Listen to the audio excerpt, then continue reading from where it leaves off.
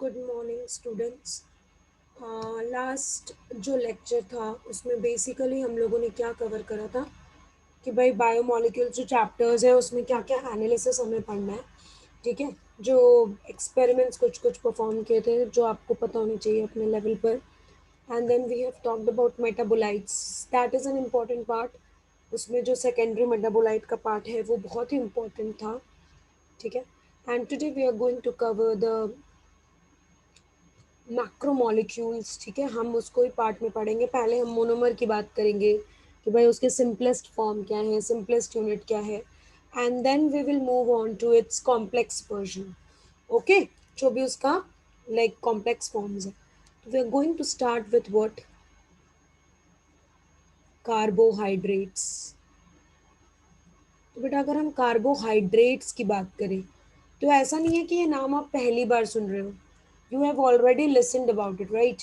तो ये जो कार्बोहाइड्रेट हम बोलते हैं इसमें दो तीन चीज़ें तो भाई इसके नाम में आ जाती हैं। जैसे सबसे पहले देखो, कार्बो, कार्बन आ रहा है, और इधर क्या आ रहा है बेटा, हाइड्रेट्स। तो इसीलिए हम इनको क्या बोलते हैं, हाइड्रेट्स ऑफ कार्बन। ठीक है, hydrates refers to what, water. अब एक चीज़ तो समझ में आ गई होगी कि भाई अगर मुझे कार्बोहाइड्रेट को समझना है तो मुझे ये पता होना चाहिए कि उसमें कार्बन है, हाइड्रोजन है, और क्या प्रेजेंट है, ऑक्सीजन। Very very important. तो कार्बोहाइड्रेट की अगर हम बात करें, ऑब्वियसली हम कहते हैं it is an organic substance having carbon, hydrogen and oxygen atoms. Very very important. But अगर मुझे कभी भी कार्बोहाइड्रेट बनाना है तो मुझे ये सारी चीज़ें चाहिए ही होंगी। विदाउट दीज कभी बन ही नहीं सकता कार्बोहाइड्रेट। ओके, अब अगर मैं किसी भी बच्चे से पूछती हूँ तो अगर वो 11th का बच्चा है तो वो ये बोलेगा कि हाइड्रेट्स ऑफ कार्बन मैम, इसका जो जनरल फार्मूला होता है, क्योंकि बेटा हम बचपन में यही पढ़ते हैं। तो बच्चे यही आंसर देते हैं जब भी क्लास में ऐसे पूछते हैं किसी से भी। तो आपको भी शायद यही आ रहा हो कि बेटा इसका जनरल फार्मूला जो है वो हम क्या लिखते हैं, इट इज CnH2nOn। जहाँ पे अगर हम बात करें, जो N है वो क्या है बेटा, N is the number of carbon atoms. ठीक है, N is what, N is the number of what, carbon atoms. अब अगर आप ध्यान दीजिए यहाँ पर, जो हम बात करें कि N क्या है, नंबर ऑफ कार्बन एटम्स, उसी के बेसिस पर हम इस जनरल फार्मूले की बात कर रहे हैं। तो ठीक है भाई, ये तो चलो ठीक है। बट अगर मैं आपको बोलूँ, में भी आपने नाम सुना होगा एसिटिक एसिड। अगर मैं एसिटिक एसिड का फॉर्मूला लिखूँ तो ये क्या होता है, CH3COOH। ठीक है बेटा, अब ध्यान से सोचो, अगर मैं जनरल फॉर्मूला लिखने पर या इसके एब्रिविएटेड वर्जन ही लिखने पर आऊँ तो क्या मैं इसको नहीं लिख सकती हूँ, C2H4O2? इस फॉर्मूले पे फिट हो रहा है, CnH2nOn, where N is the number of carbon atom. तो नंबर ऑफ कार्बन एटम कितने हैं, 2 है। बट आपको पता है it is an acetic acid, it is not a carbohydrate, it is not a carbohydrate. Very very important. तो इसीलिए जब हम कार्बोहाइड्रेट की डेफिनेशन आपको बताते हैं, when you are like you have raised, आप नीट की प्रिपरेशन कर रहे हैं, तो वहाँ पर हम डेफिनेशंस, जो एग्जैक्ट प्रॉपर डेफिनेशन है जहाँ पर एक्सेप्शन आपको नहीं मिलेंगे, हम उसकी बात करते हैं। अब ये जो जनरल फॉर्मूला है, इसमें पता है एक पॉइंट ऐड कर लीजिएगा आप, मोस्टली हम लिखते हैं, ऑल नहीं लिखते हैं, हम क्या लिखते हैं, mostly carbohydrate follow this, mostly carbohydrate what follow this, important। ठीक है, तो ऐसा नहीं है कि सारे करेंगे, बट हाँ, most of them they follow this general formula and that is important. इसीलिए हम इसको पढ़ते हैं या बचपन में पढ़ाया जाता है, क्योंकि ऑब्वियसली बचपन में तो हमें इतना कुछ तो नहीं पता होता है कि क्या है ये चीजें, क्या है वो चीजें, ठीक है। तो it is important at during that time कि आपको बस एक सिंपल कॉन्सेप्ट दे दिया जाए। अब अगर हम नए डेफिनेशन की बात करें बच्चे, कि आप कार्बोहाइड्रेट को कैसे डिफाइन कर सकते हो, तो हम कहते हैं carbohydrates hydrates are polyhydroxy aldehyde, या हम कह देते हैं बेटा कीटोन। वेरी वेरी इंपॉर्टेंट, ये एक ऐसा डेफिनेशन है जिसमें अगर आपने इसको समझ लिया तो आपको कभी भी किसी भी कार्बोहाइड्रेट को समझने में या उसके स्ट्रक्चर को समझने में आपको परेशानी नहीं होगी। तो हम क्या बोल रहे हैं, कार्बोहाइड्रेट्स और पॉलीहाइड्रोक्सी एल्डिहाइड और कीटोन, ठीक है। अब देखो यहाँ पर इसी शब्दों को मैं तोड़ दूं तो क्या है, देखो अगर हम बात करें पॉली, पॉली अगर मोनो रहे तो obviously one, but poly in general मैं लिख सकती हूँ मोर देन वन। पॉली मतलब तो यही है, वन तो नहीं हो सकता। Hydroxy refers to hydroxyl group, OH group. And then अगर हम एल्डिहाइड की बात करें, इट इज RCHO। अगर हम कीटोन की बात करें तो RC double bond O R dash. This is the structure, ठीक है।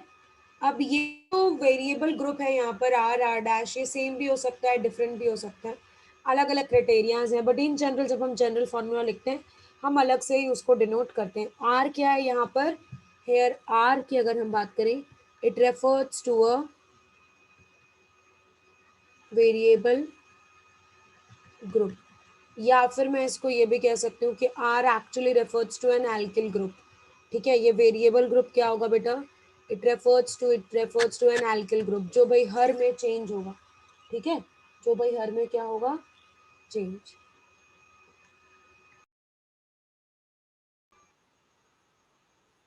अब अगर हम इसी को थोड़ा और इलाबोरेटेड इसका वर्जन हम देखें, जो हम बोल रहे हैं बेटा पॉलीहाइड्रोक्सी एल्डिहाइड या पॉलीहाइड्रोक्सी कीटोन, अब इसको आप कैसे एक्चुअली में रिलेट कर सकते हो।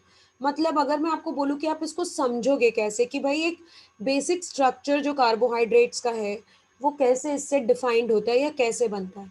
तो सबसे पहले बात कर लेते हैं पॉलीहाइड्रोक्सी की।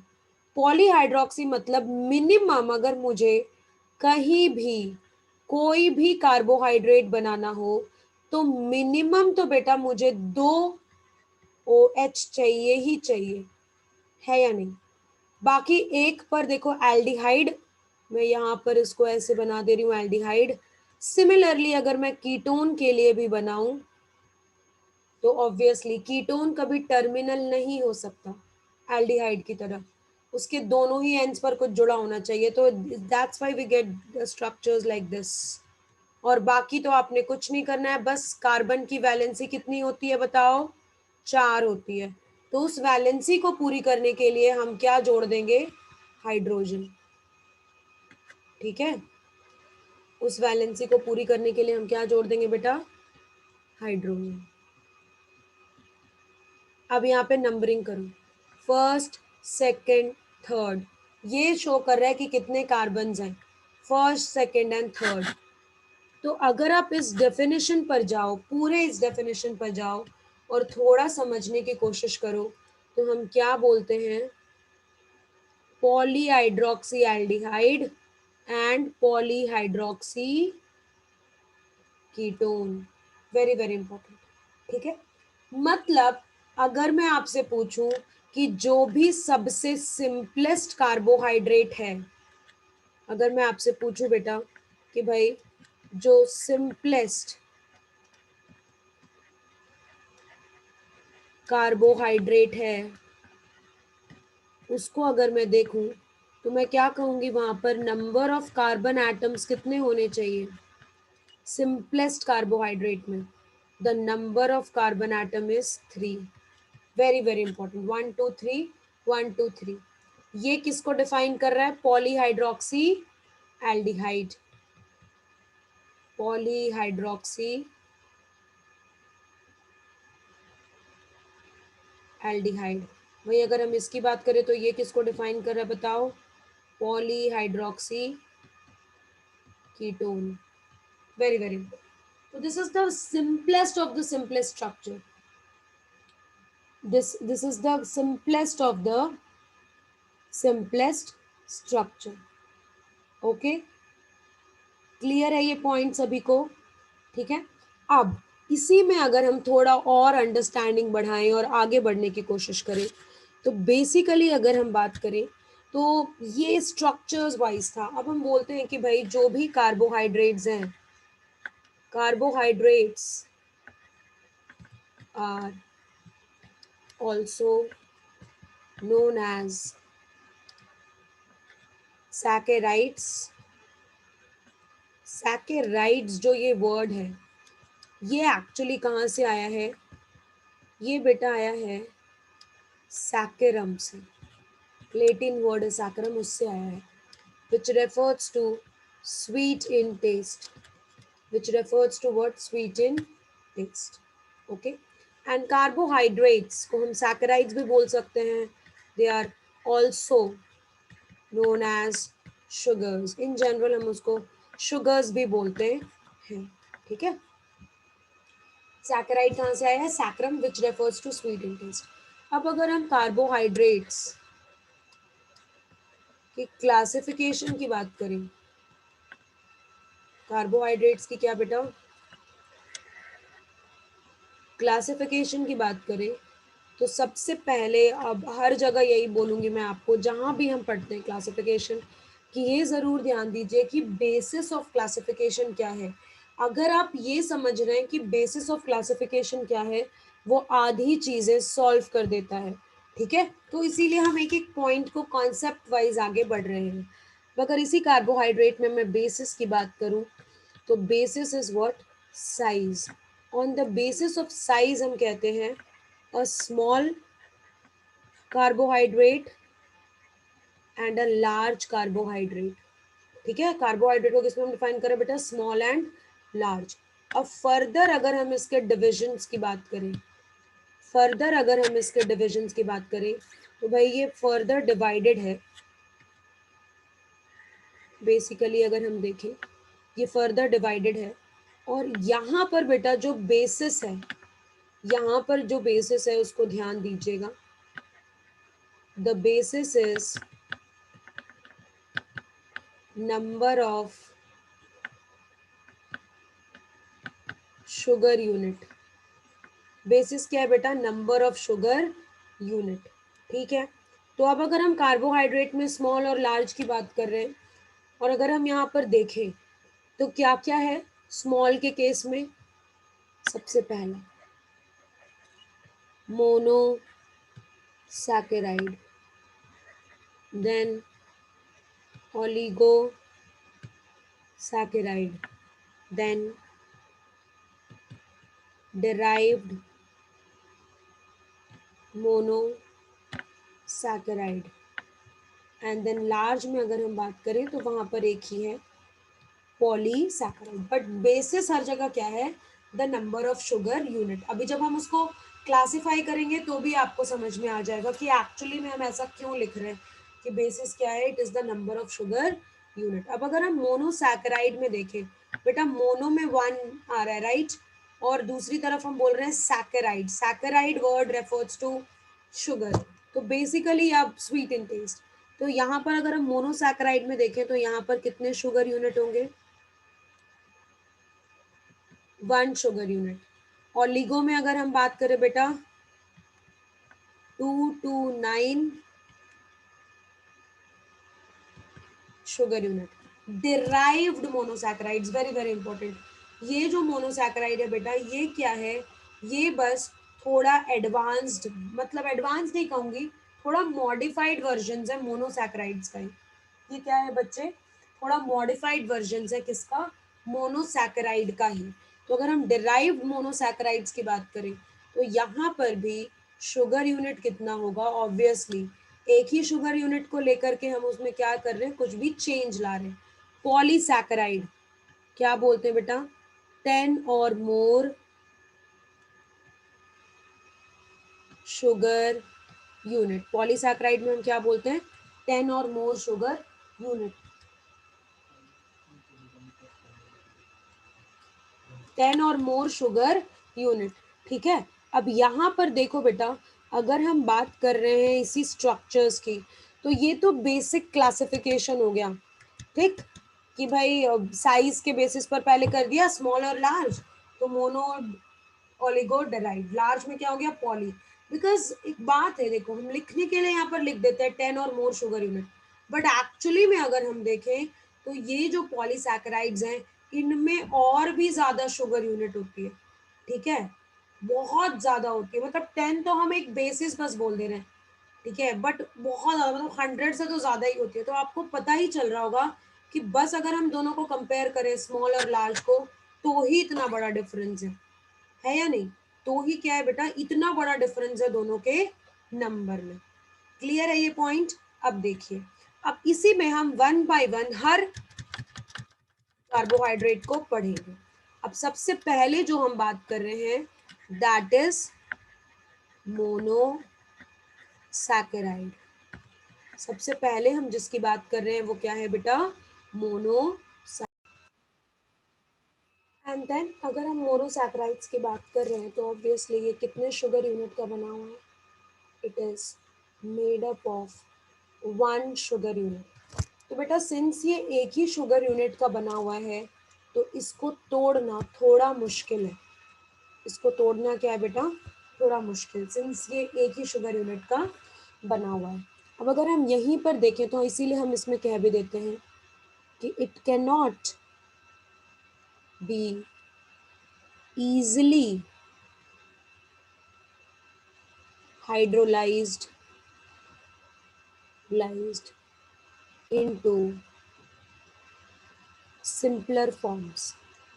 अब यहाँ पर दो तीन चीजें हैं जो आपको समझ में आनी चाहिए। एक तो एक ही शुगर यूनिट का है, ठीक है। हाइड्रोलाइज्ड का मतलब क्या होता है? अगर मैं बोलूँ बेटा हाइड्रोलाइज्ड, हाइड्रो मतलब पानी, लाइज्ड इज फॉर लाइसिस, मतलब हम कह रहे हैं ब्रेक डाउन। तो इसका मतलब क्या है कि हम इसको आसानी से नहीं तोड़ सकते हैं। वाटर के प्रेजेंस में हम इसको आसानी से नहीं तोड़ सकते, सिंपलर फॉर्म्स में। ठीक है, that is the meaning of this. Clear है ये point? So it can not be easily hydrolysed into simpler forms. Okay, and that's why इसको तोड़ तो सकते हैं, बट थोड़ा कॉम्प्लेक्स प्रोसेस हो जाता है। ठीक है, बहुत ही आप वो बॉटनी ये सब में पढ़ते हो कि ग्लूकोज कैसे टूट रहा है, that is a bit complex process. Okay, अब अगर हम बात करें कि मोनोसैकेराइड्स को हम फर्दर क्लासिफाई करते हैं on the basis of number of carbon atoms, तो क्या हम बोल रहे हैं बेटा? Monosaccharide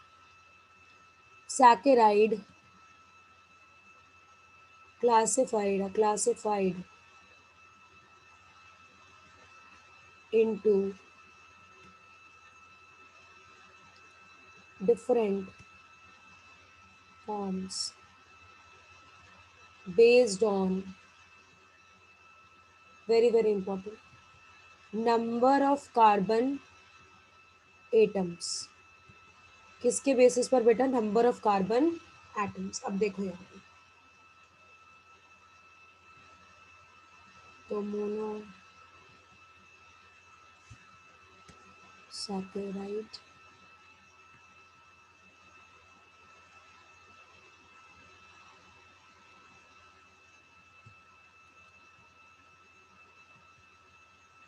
trioses, then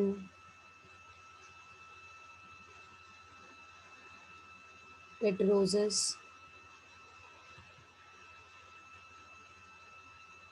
pentosis, hexosis,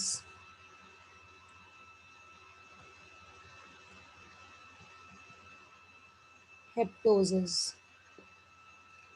अब अगर हम यहाँ पर बात करें बेटा कि भाई कैसे हमने उसको डिफरेंट लाइक मैं क्लासिफाई करा है, तो on one I will write number of carbon atom. Trioses में कितना होगा, ट्राई आ रहा है word, 3। Tetroses tet, 4। Pentoses pent, 5। Hexoses hex, 6। Heptoses hept, 7। मतलब यहाँ पर जो नंबर ऑफ कार्बन एटम्स हैं वो फिर बढ़ रहे हैं।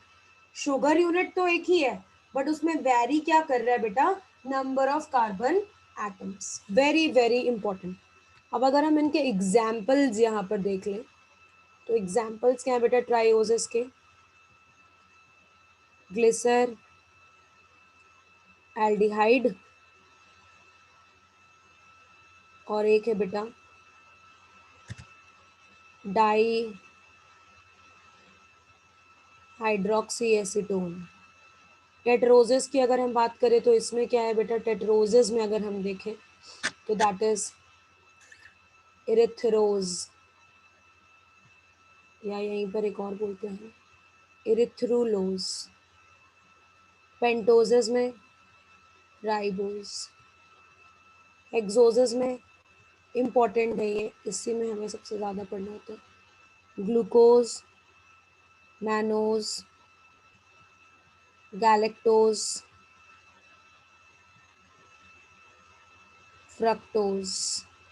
अगर हेप्टोसिस की बात करें तो हेप्टोसिस क्या है, इसका example सेड्यू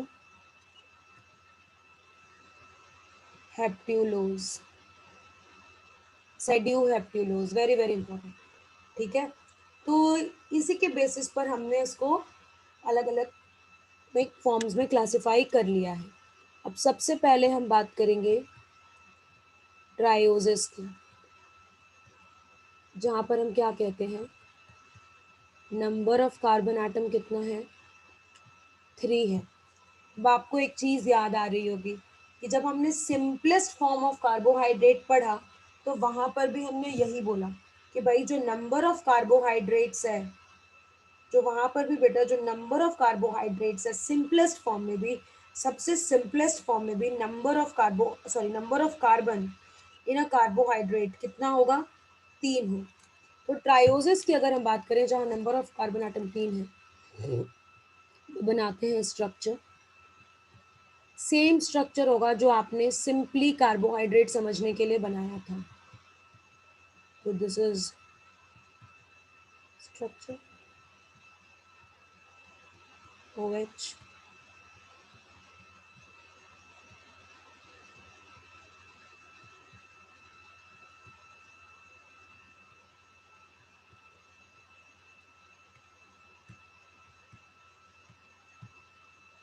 first second third, first second third. अब अगर हम नंबरिंग की बात करें,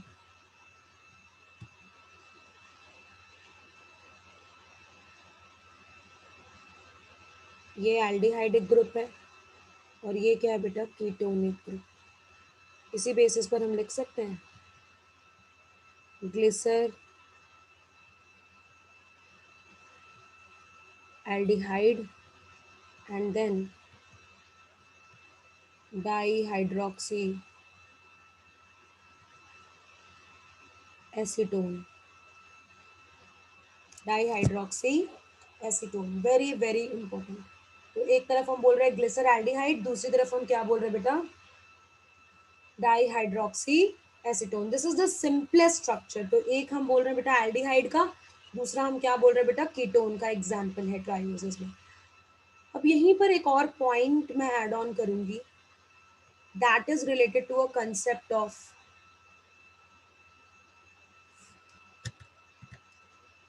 sorry, that is related to a concept of chiral carbon, क्योंकि ये टर्म अभी आगे आएगा। तो कायरल कार्बन हम किसको डिफाइन करते हैं, अगर आपको पता है तो बहुत अच्छी बात है, अगर नहीं पता है तो कोई बात नहीं, हम अभी उसको सीखेंगे कि what is this chiral carbon. तो हम कहते हैं कि if all the four substituents, if all the four substituents on carbon are different, are different, it is referred to as chiral. इसको हम क्या रेफर करते हैं बेटा? कायरल. वहीं अगर हम बात करें, एग्जाम्पल देख लेते पहले इसका. एक्स, वाई, जेड, डब्ल्यू, सारे सब्सटीट्यूएंट डिफरेंट हैं, तो हम इस कार्बन को क्या कहेंगे? स्टार मार्क कर देते हो, कायरल कार्बन. ओके. वहीं अगर हम दूसरे फॉर्म्स की बात करें, जहां हम बोल रहे हैं बेटा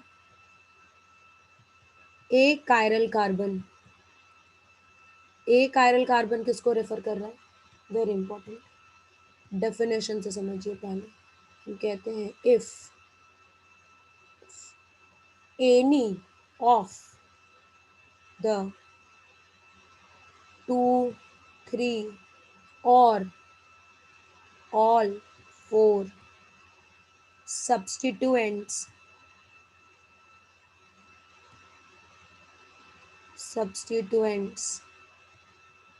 are same,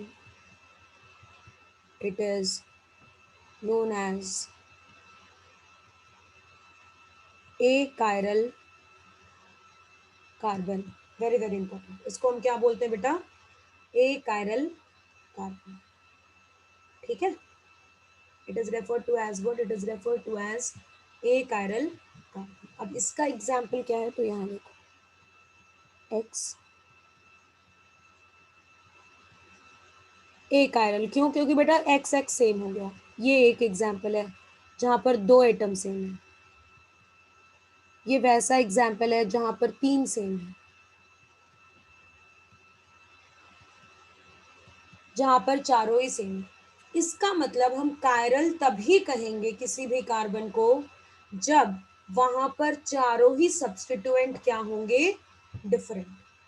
अगर कोई भी एक सही, एक भी अगर कॉमन हो गया तो हम उसको क्या कहेंगे बेटा? It refers to as achiral. उसको हम क्या कहेंगे?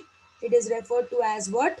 ए कायरल. अब इसी के रिलेशन में अगर हम एग्जाम्पल्स देखें और यहाँ पर ट्रायोसिस में ही हम फाइंड आउट करने की कोशिश करें कि भाई कायरल कौन सा है और ए कायरल कौन सा है, तो I will be using this red mark for this chiral carbon. तो यहाँ पर मैं आपको शो कर दूंगी. अब ये देखो, सबसे पहले अगर हम फर्स्ट कार्बन को देखें तो आपको सामने दिख रहा है कि 2 बॉन्ड तो ऑक्सीजन से ही है उसका, तो ऑब्वियसली वो किसी भी हाल में कायरल तो नहीं हो सकता. वो किसी भी हाल में बेटा कायरल तो नहीं हो सकता. ठीक है.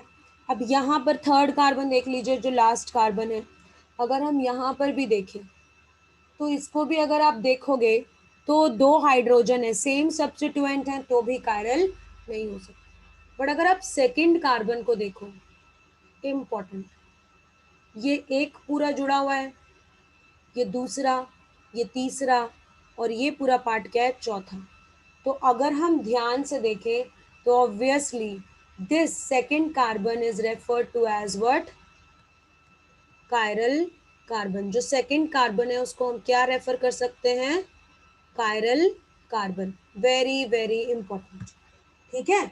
मतलब ग्लिसरैल्डिहाइड में जो सेकंड कार्बन है वो कायरल कार्बन है. ठीक. अब इसी चीज को आगे बढ़ते हैं और समझने की कोशिश करते हैं कि भाई एक्चुअली में ये क्या है. तो अगर आप डाई हाइड्रोक्सी एसीटोन में देखिए तो यहाँ पर क्या ये कार्बन कायरल है? नहीं, 2 hydrogen substituent. Similar is the case hair. And third, यहाँ पर दोनों ही बॉन्ड ऑक्सीजन से है. तो डाई हाइड्रोक्सी एसीटोन में हम लिख सकते हैं नो कायरल कार्बन. यहाँ पर एक भी ऐसा कार्बन नहीं है जो क्या है बेटा? कायरल. Very very important. यहाँ पर एक भी ऐसा कार्बन नहीं है जो क्या है बच्चे? कायरल. क्लियर है ये पॉइंट? ठीक है. अब अगर इसी बेसिस पर हम आगे एक नॉमेनक्लेचर सिस्टम को पढ़ना है हमने, इसीलिए इतना ज्यादा आपको बताया भी. ठीक है. तो that particular is name as, that naming is name as capital D capital L system of nomenclature, क्या बोलते हैं बेटा? Capital D capital L system of nomenclature, very very important. अब ये capital D capital L system of nomenclature क्या है, अभी हम पढ़ेंगे इसको, बट ये जो कॉन्सेप्ट है, it is a theoretical concept, ये बिल्कुल भी प्रैक्टिकल नहीं है, it is a theoretical concept. Theory में हमने ऐसा देखा और उसी के ऑब्जर्वेशन पर हमने आगे बात करी, ठीक है। अब देखो, अब ये कैपिटल डी फॉर्म हम किसको कहते हैं? तो कैपिटल डी फॉर्म हम कहते हैं, very important, try to understand, कहते हैं if the position of hydroxyl group, the position of hydroxyl group on the farthest chiral carbon is on right side, it is known as D form, ठीक है। वहीं अगर हम बात करें बेटा नेक्स्ट एल फॉर्म की,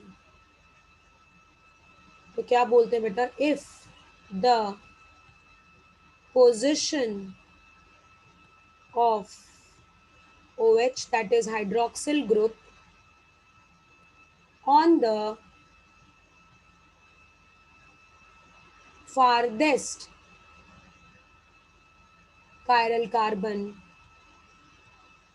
is on left side, it is known as L form, इसको हम क्या बोलते हैं बेटा? L form, ठीक है। अब इसी बेसिस पर अगर हम इसको समझने की कोशिश करें, तो सबसे पहले तो बार बार एक टर्म आ रहा है जिसके बारे में हम बात कर रहे थे, कायरल कार्बन। बार बार क्या टर्म आ रहा है बेटा? Chiral carbon. तो ऑब्वियसली इसको डिफाइन करने के लिए जो सबसे सिंपलेस्ट कार्बोहाइड्रेट है जिसमें कायरल कार्बन प्रेजेंट है, हमने उसी को लिया। कौन सा है वो भाई?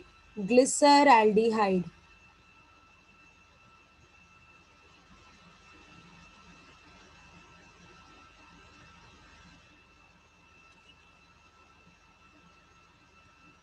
ठीक है,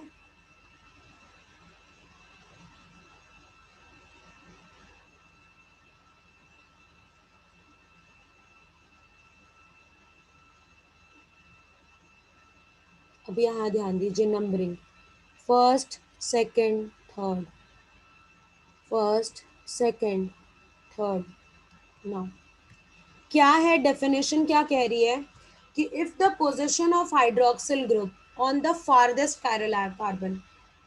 अब ये फारदेस्ट कायरल कार्बन हम कहाँ से देखते हैं बेटा? फंक्शनल ग्रुप से, ठीक है। फारदेस्ट कायरल कार्बन का रेफरेंस क्या होता है? From functional group. जहां पर भी फंक्शनल ग्रुप प्रेजेंट है, या तो एल्डिहाइड होगा या कीटोन होगा, मेनली अगर हम बात करें, या फिर यहाँ पर ये भी मैं लिख सकती हूँ और बेटर वे में कार्बोनिल कार्बन, ठीक है। I will be talking about it. तो बेसिकली अगर हम उस पोजिशन के ही बेसिस पर हम देखें, तो it refers to this particular positioning, ठीक है। अब सिंस ये तीन ही कार्बन है इसमें, तो एल्डिहाइड ग्रुप से फारदेस्ट कायरल कार्बन कौन सा है? यही है। सिमिलर यहाँ पर भी क्या होगा बेटा? यही है। अब यहाँ देखिए, अब ये जो हम बोल रहे हैं कायरल कार्बन, तो इसमें देखो OH राइट हैंड साइड में है और इसमें OH कहाँ है बेटा? लेफ्ट हैंड साइड में, ओके। तो since on the farthest chiral carbon the OH is on the right hand side, तो हम इसको क्या बोलेंगे? D glyceraldehyde. क्या बोलेंगे? D glyceraldehyde. सिमिलरली इसको क्या बोलेंगे? Since OH on the farthest is on the left hand side, L glyceraldehyde. Very very important, very very important, ठीक है। तो ये जो नेमिंग्स हैं, ये जो नॉमेनक्लेचर्स हैं, ये सबसे इंपॉर्टेंट है कि डी ग्लिसरैल्डिहाइड हम किसको बोल रहे हैं और एल ग्लिसरैल्ड ऐसे ही आपको जो भी अलग अलग फॉर्म्स मिलेंगे हर जगह आपने सिमिलरली ऐसे ही समझना है, ऐसे ही रिलेट करना है। ठीक है, कि भाई अगर फारदेस्ट कायरल कार्बन पर जो ओ OH है वो राइट हैंड साइड में है तो भाई कैपिटल डी फॉर्म है, और अगर वो लेफ्ट हैंड साइड में है तो उसको हम क्या बोलते हैं बेटा, capital L form. Very very important. तो ये तो हो गई भाई ट्रायोसिस की बात। टेट्रोसिस की अगर मैं बात करूं बेटा, कहीं भी इसके एग्जाम्पल्स नहीं पूछे जाते, मतलब इसका डायग्राम या इसका स्ट्रक्चर पर कभी सवाल नहीं आता है, बस नेम पर आता है। तो नेम तो आपको पता ही है, एक एरिथ्रोज है, दूसरा एरिथ्रोलोज है। Next going to pentoses. Pentoses की अगर हम बात करें तो यहाँ पर नंबर ऑफ कार्बन एटम कितना है, 5। ठीक है, अब यहाँ पर जो हमने एग्जाम्पल लिया था दैट इज राइबोज। राइबोज को हम बोलते हैं it is an aldose sugar. अब आपको कुछ कुछ नाम में बार बार ऐड करती जाऊंगी। एल्डोज शुगर क्यों बोल रहे हैं, बिकॉज यहाँ पर जो फंक्शनल ग्रुप है वो क्या है बेटा, इट इज एल्डिहाइड। ठीक है, तो ऑब्वियसली एल्डिहाइड तो टर्मिनल होता है, तो बाकी तो भाई 5 कार्बन होने चाहिए, 3 हो गए, 4 और फिर 5 एच।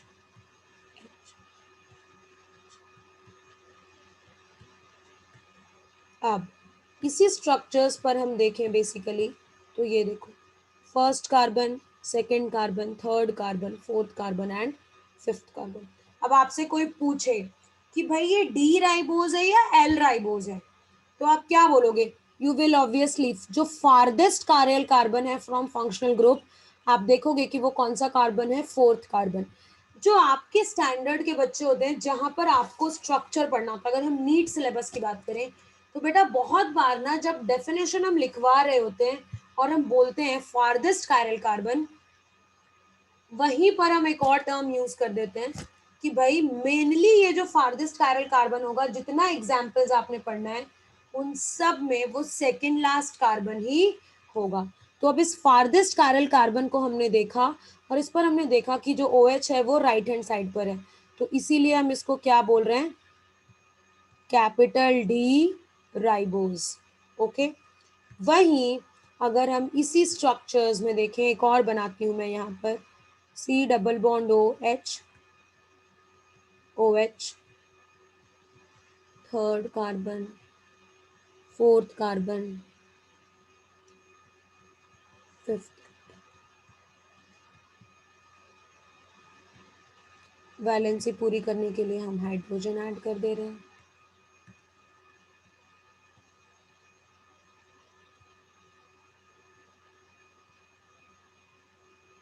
तो यहाँ पर जो OH की पोजीशन है वो क्या है बेटा, on the left hand side, इसीलिए इसको हम क्या बोलेंगे, कैपिटल एल राइबोस। क्या बोलेंगे बेटा, capital L ribose. Very very important, इसको हम क्या बोलेंगे, कैपिटल एल राइबोस। ठीक है, तो this is the basic structure of a ribose. Normally D ribose हो या फिर एल राइबोस हो, आपको पता है कि अब कहीं पर भी ये लिखा हो कैपिटल डी राइबोस या कैपिटल एल राइबोस, तो हम वो किस रेफरेंस में बात कर रहे हैं। अब एक और चीज है, जैसे जैसे कार्बन का नंबर बढ़ता है मोनोसैकेराइड्स में, होता क्या है कि ये ऐसे भाई इस फॉर्म में है, इस फॉर्म को ही हम बोलते हैं ओपन चेन फॉर्म। क्यों बोल रहे हैं बेटा ओपन चेन फॉर्म, आप खुद सोचिए, एक तो भाई ये क्लोज स्ट्रक्चर है नहीं, दूसरा अगर हम देखें ये लैडर लाइक है, एक कार्बन दूसरे से कनेक्टेड है, ऐसे चेन लाइक है। ठीक है, तो इसीलिए हम इसको क्या बोल देते हैं, ओपन चेन फॉर्म। जो भी स्ट्रक्चर आपने बनाया अभी तक सब ओपन चेन फॉर्म है। But when the number of carbon atoms, very very important, हम बोलते हैं when the number of carbon atom in a sugar, yeah, better to write in a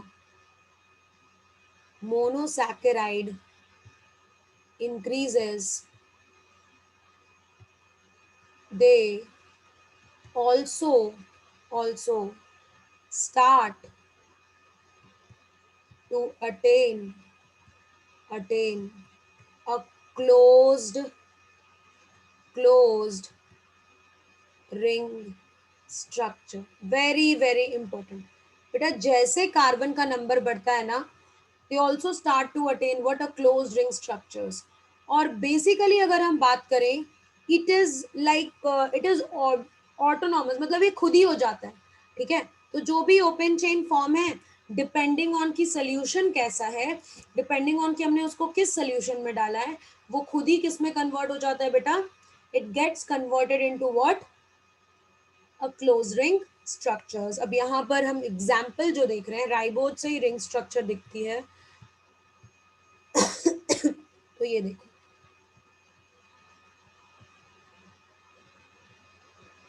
OH OH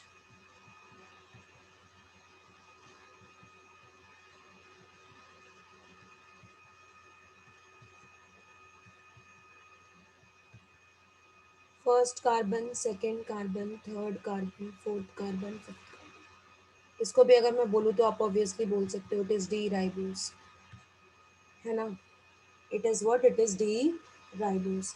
अब अगर इसी स्ट्रक्चर्स को हम थोड़ा और अंडरस्टैंड करने की कोशिश करें, ठीक है, कि भाई ये कैसे रिंग बना रहा है, तो कॉन्सेप्ट से ही चलेंगे।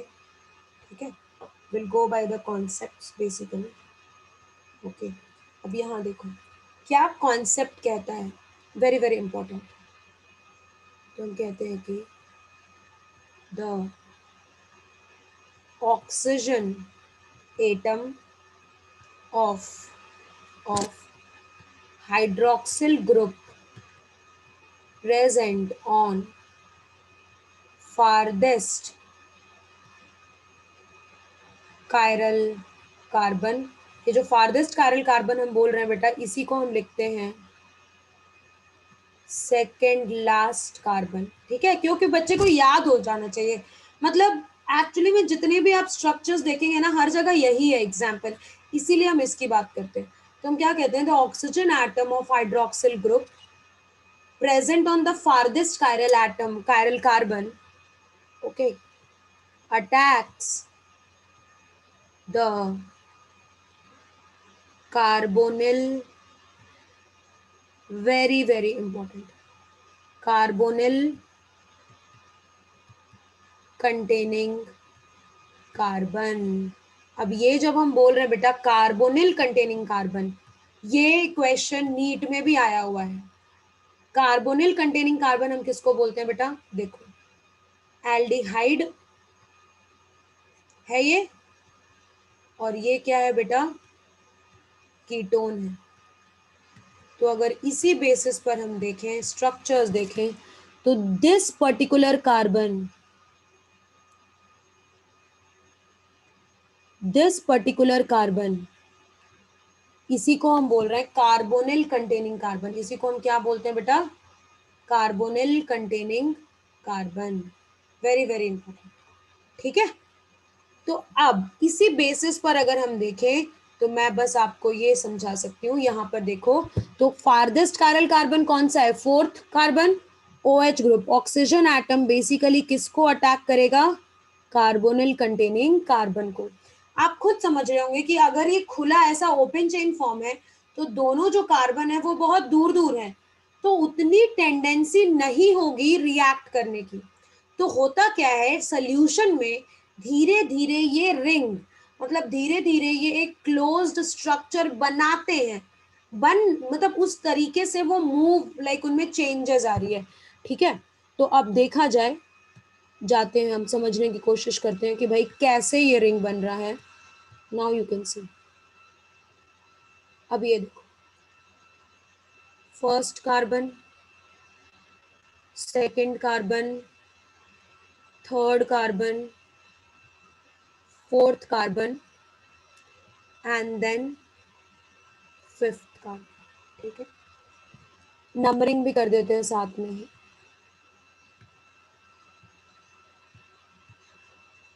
First carbon, second carbon, third carbon, fourth carbon, fifth carbon.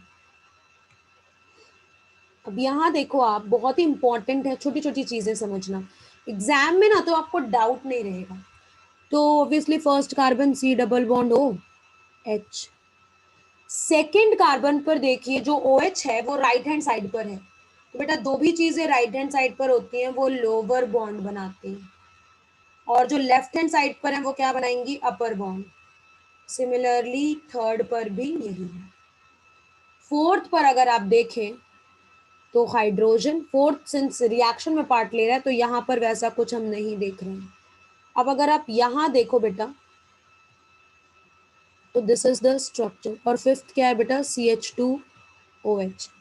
अब अगर हम यहाँ समझने की कोशिश करें कि भाई एक्चुअली में हो क्या रहा है, तो सी जो ऑक्सीजन एटम है hydroxyl group of the farthest chiral carbon, वो एक्चुअली में किसको अटैक करेगा, कार्बोनिल कंटेनियम। जब इसको अटैक करेगा तो बेटा आप खुद सोचिए,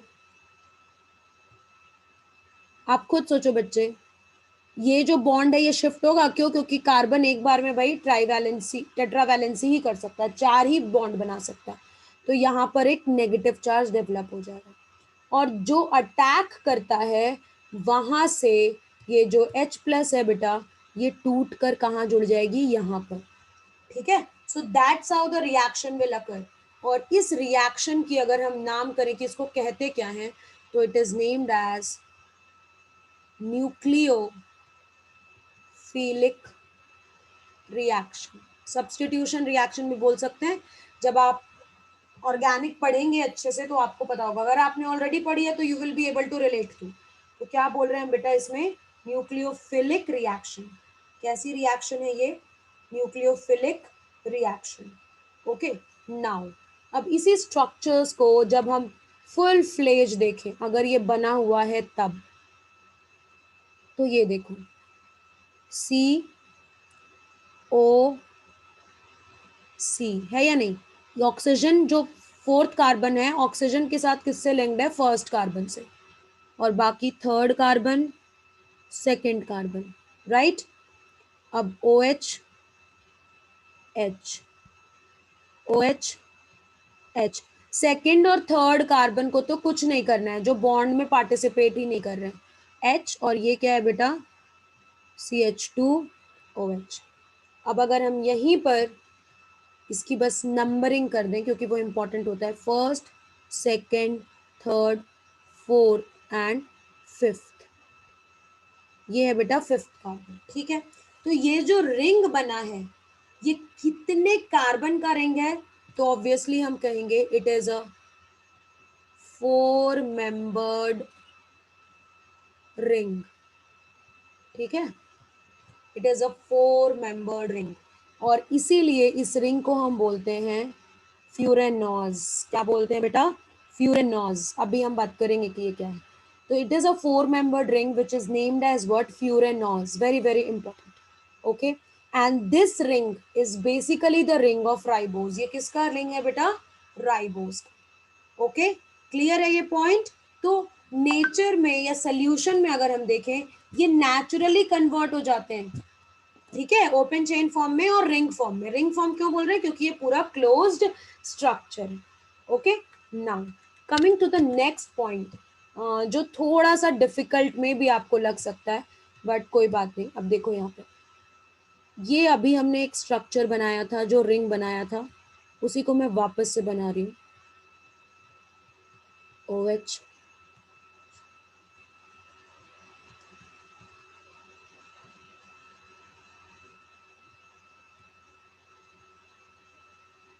H। अब अगर यहाँ पर बेटा आप नंबरिंग देखो तो first second third fourth and fifth. Okay, this is one ring. Similarly अगर मैं बनाऊं एक और रिंग बन सकता है, दैट इज दिस वन।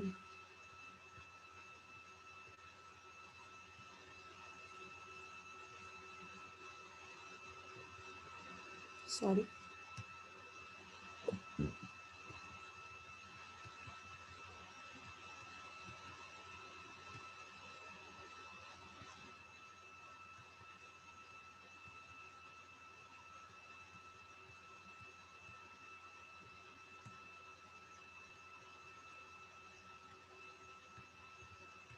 अब यहाँ पर वापस से आप नंबरिंग करिएगा तो first, second, third, fourth and fifth दोनों ही रिंग पर अगर आप देखिए तो आपको चेंज कहाँ दिखेगा? Where you will see the change? You will basically see the change in the position of hydroxyl group at C1. In the position of hydroxyl group at C1. Very very important. तो ये जो structure है बेटा इसको हम बोलते हैं beta ribose, ring का स्ट्रक्चर जो है, और इसको हम बोलेंगे बेटा अल्फा राइबोज। अब ध्यान दो ये क्या है, तो बेसिकली है तो दोनों राइबोज ही, बट अगर हम मॉलिक्यूलर फॉर्मूला बोलें तो मॉलिक्यूलर फॉर्मूला तो सेम है, बट यहाँ पर अगर हम देखें बेटा स्ट्रक्चरल फॉर्मूला तो डिफरेंट हो गया। अगर हम स्ट्रक्चर देख रहे हैं, पोजीशन देख रहे हैं, तो हम बोलते हैं कि the position of hydroxyl group on carbonyl carbon in a ring structure determines its form। अब ये फॉर्म क्या है बेटा? अल्फा फॉर्म है या फिर क्या है? Beta form. अगर हम अल्फा फॉर्म की बात करें तो हम क्या बोलते हैं? The hydroxyl group forms lower bond. ये जो हाइड्रोक्सिल ग्रुप है ये कैसा बॉन्ड बना रहा है बेटा? Lower bond. वहीं अगर हम बीटा फॉर्म की बात करें तो हाइड्रोक्सिल ग्रुप जो है, कार्बोनिल कार्बन मतलब ऑब्वियसली यहाँ पर हम क्या रेफर कर रहे हैं? C1। राइबोस के लिए ये क्या है? C1। ठीक है, और OH ग्रुप यहाँ पर क्या फॉर्म करेंगे बेटा? अपर बॉन्ड। Very very important. ठीक है, तो बेसिकली हम लोगों ने एक तरीके के आइसोमर्स की पढ़ाई करी, और ये जो अल्फा फॉर्म्स हैं और जो बीटा फॉर्म्स हैं बेटा उन्हीं को हम बोलते हैं एनोमर्स। एनोमर्स किसको बोलते हैं? Alpha form and beta form of ring structure. Very very important. किसको बोलते हैं बेटा? Alpha form and beta form of ring structure. ठीक है, तो आज की क्लास में हम लोगों ने कुछ बहुत इंपॉर्टेंट चीजें कवर करी हैं। सबसे पहले अगर बात करूंगी दैट इज कि भाई जो भी simplest of the simplest carbohydrate है, अगर उसको हम देखें बेटा तो भाई उसमें कितने कार्बन एटम्स होते हैं? 3 कार्बन एटम्स। फिर एक बात हमने करी कि भाई कार्बोहाइड्रेट की डेफिनेशन कैसे आप उसको डिफाइन करोगे? पॉलीहाइड्रोक्सी एल्डिहाइड और polyhydroxy ketone. Very very important. Next अगर हम बात करें, अगर आपसे पूछा जाए कि ये कैपिटल डी और ये capital L system of nomenclature क्या है, तो you should be able to say कि भाई हमने जो सिंपलेस्ट कार्बोहाइड्रेट था ना, सिंस उसके पास एक कायरल कार्बन था, उसी के बेसिस पर हमने ये कॉन्सेप्ट पढ़ा है। ठीक है, तो अगर OH की पोजीशन फारदेस्ट कायरल कार्बन पर राइट हैंड साइड है तो that is capital D form, और अगर लेफ्ट हैंड साइड पर है तो that is capital L form. ठीक है, बाकी तो फिर हम लोगों ने क्लासिफिकेशन पढ़ा, स्ट्रक्चर्स पढ़े, बट कॉम्प्लेक्स चीजें जो थोड़ी आपको लग रही होंगी वो ये रिंग फॉर्म लग रहा होगा, रिएक्शंस लग रहा होगा। What I will say, give some time, revise it properly, study it properly, खुद भी ड्रॉ कीजिए।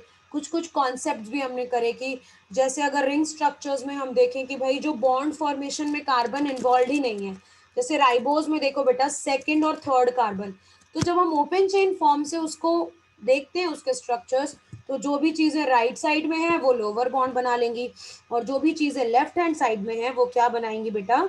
अपर बॉन्ड। ठीक है, तो ऐसी छोटी छोटी चीजें हैं, बारीकियां हैं, जो over a certain period of time जब हम और भी स्ट्रक्चर के साथ डील करेंगे तो you will be getting a fair idea of it. आपको वो और बेटर वे में समझ में आएगा। बट बार बार पूरे बायोमोलिक्यूल्स पढ़ते वक्त एक ही चीज बोलूंगी कि ये स्ट्रक्चर्स इंपॉर्टेंट हैं, आपको ये स्ट्रक्चर्स पता होने चाहिए। एनसीईआरटी में राइबोज का स्ट्रक्चर है, इसलिए ही हम उसका रिंग स्ट्रक्चर बनाते हैं। ठीक है, तो छोटी छोटी चीजें हैं जो आपको ध्यान देनी है एग्जाम में बहुत बार आपको कुछ भी दे सकते हैं वो, तो इट्स इंपॉर्टेंट कि बहुत ही छोटी छोटी बारीकियां but you should actually cover. और ये राइबोस का स्ट्रक्चर ऐसा है बेटा कि आगे जब आप डीएनए पढ़ेंगे या कोई भी स्ट्रक्चर पढ़ेंगे हर जगह ये आएगा, तो इट इज इम्पॉर्टेंट। ठीक है, ओके। तो आज की जो क्लास है वो मैं यहीं पर खत्म करती हूँ। अब नेक्स्ट क्लास में जब हम हेक्सो शुगर पढ़ेंगे वहां पर आप देखोगे कि कैसे, मैं आपको बताऊंगी, बहुत इंपॉर्टेंट, कि बस अगर आप एक ग्लूकोज का स्ट्रक्चर याद रखें ओपन चेन फॉर्म, तो आप बाकी स्ट्रक्चर्स भी आसानी से याद रख सकते हैं। ओके, ठीक है बेटा, चलो, ऑल द बेस्ट, बाय।